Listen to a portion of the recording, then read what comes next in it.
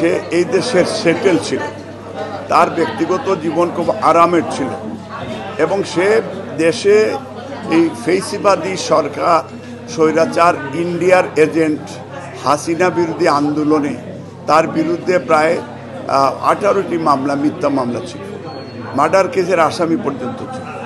সে বিপদে পড়ে তার এই দেশে শেল্টার নিয়েছিল।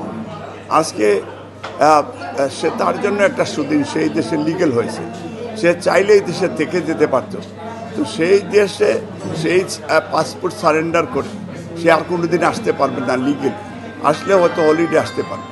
তো সেই কারণে আমি তাকে তার এই যে ডাইনামিক যমুনা রাইস কুকারে আছে 3-in-1 function. Jamuna rice cooker, smart রান্নায় আধুনিক জীবন।